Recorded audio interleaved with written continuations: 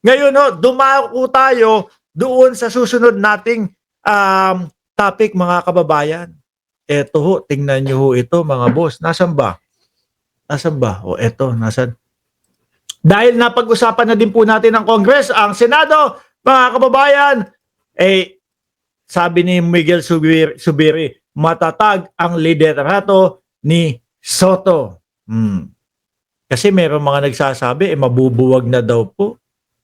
Pero sabi, pagtatanggol ni Juan Miguel Zubiri, mga bossing, pinasinungalingan ni Senate Majority Leader Juan Miguel Zubiri ang kumakalat na ulat sa social media na nagpapahiwatig ng bagong pagtatangka para palitan si Senate President Vicente Tito Soto. Palit na naman. Malabo na ho yan.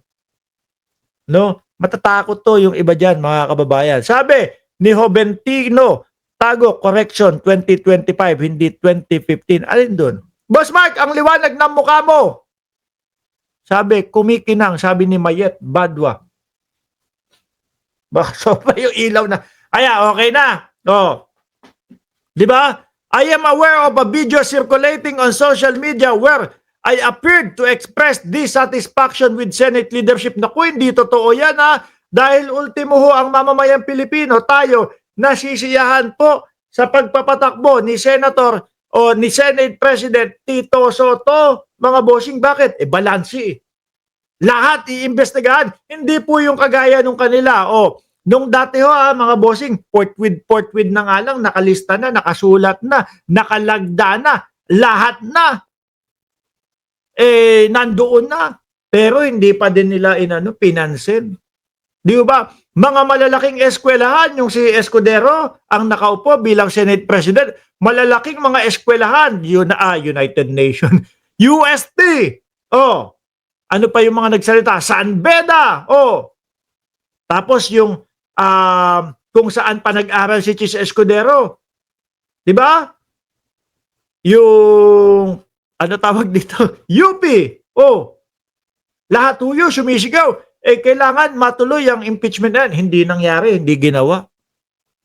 Di po ba? Hindi kagaya dito kay Senator Tito Soto, mga kababayan, balanse lahat. Ito, naabutan nila yung patungkol ho doon sa mga ghost project. Ito ho, patungkol doon sa mga flood control. Walang sala-sala. Di ba? Hindi pwede yung 2022 to 2025 lang ang pag-uusapan. Dapat lahat. Dapat pati yung mga nakaraang administrasyon na nagpahirap sa Pilipinas kasama. Ganun ho. Walang sala-sala. Tingnan mo, kahit na si Senator Tito Soto, yung Senate President ngayon, kasama pa din naman yung 2025 na pamumuno ni Pangulong Bongbong Marcos Hindi lang ho 2016 to 2022. Balanse lahat, mga bossing. Kaya yung pinapaikot, kumakalat, napapalitan na naman si Senator Tito Soto, mga bossing, ayan po, mismo si Juan Miguel Zubiri ang nagsasabi, matatag.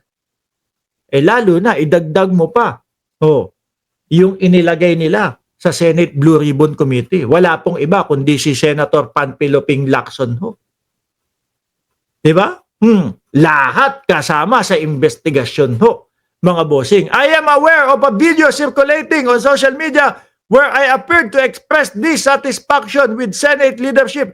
To be clear, the video is real, but it was taken months ago under very different circumstances, not under the presence of leadership of Senate President Vicente Tito Soto. Ganyan naman ho sila, mahilig ho sila yung magpapakalat, pero luma na, yung mga lumang video, gagamitin nila, papagmumukain nila na ngayon yung video na yon.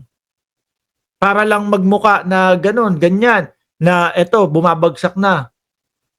Pabagsak na yung pamumuno ni Tito Soto. To use it now as if it reflects today's situation is simply misleading. Sino po yung mga mahilig na mga ganyan ho?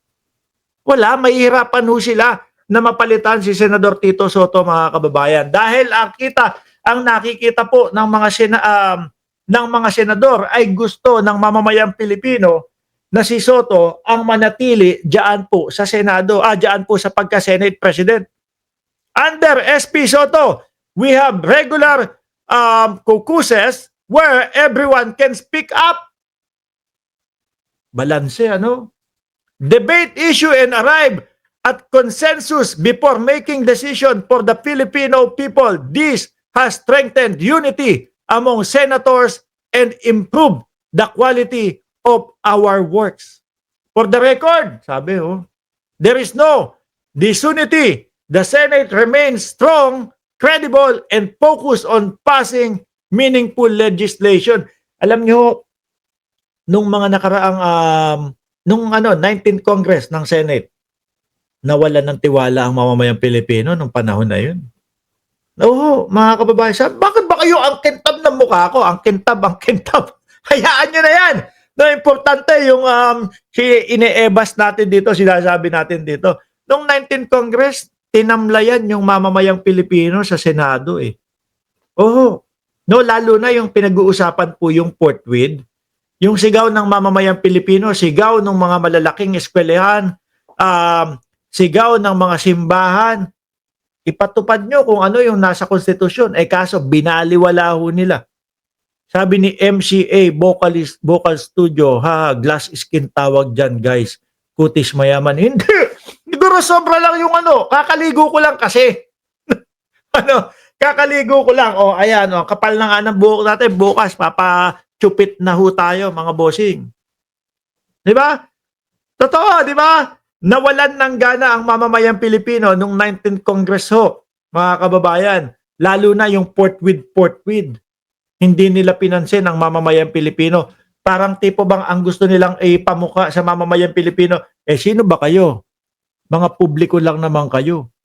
Kami ang nasa poder. Kahit napaulit-ulitin nyo sa amin yung forthwith na yan, bahala kayo sa buhay nyo. Hindi namin iintindihin yan. Ganun ang pinamukha sa atin. Pero dito kay Senator Tito Soto, nako, baka mabuhay yung impeachment ho, mga kababayan. Di ba si Senador Tito Soto, yung gustong-gusto po na matuloy ang impeachment, hindi po dahil gusto niya na personalin si Sara Duterte. Kundi ang gusto niya lang po lumabas yung katotohanan, mga kababayan. Sabi nga po nating lahat, kung talagang walang sala, bakit natatakot ituloy yung impeachment? Di ba ho, mga kababayan, kung sakaling tumuloy yung impeachment, mas maganda para sa kanila dahil mas maipapaliwanag nila ang kanilang sarili. Ako hindi ho ako papayag nun.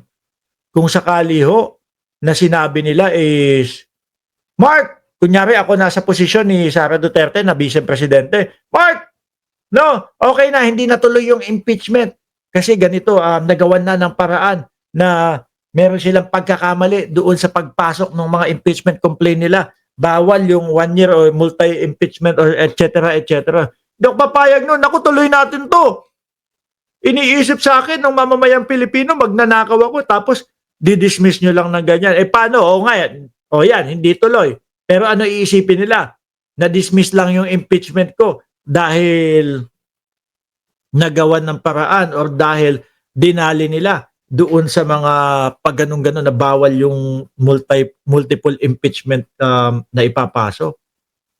Diba? Di ako papayag nun kasi kawawa naman yung reputasyon ko. Iisipin ng mamamayang Pilipino, magnanakaw pa din yang si Mark Ramos. Sabi dito, my advice to the public, wag po tayong magpa-apekto sa ganitong fake news dahil mas mabuti ibuhos natin ang atensyon sa tunay na trabaho na makakatulong sa ating mga kababayan. Sabi ni Sir Leo, correct Mark, hindi lang mga universities at tayong silent majority ang binastos nila, pati ang saligang batas. Sabi ni Ma'am Neng Gigi, okay naman face mo, Mark.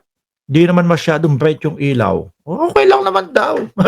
Baka yung mga white hair natin sa gilid ang nakikita ninyo, mga bossing, no? Anyway, alisin ko na ho yan. Huwag na kayong mangamba, hindi matatanggal. Imposible hong matanggal, mga boss chief amo, sir. Itong si Senate President Tito Soto. Diyan, matibay ho yan, mga kababayan.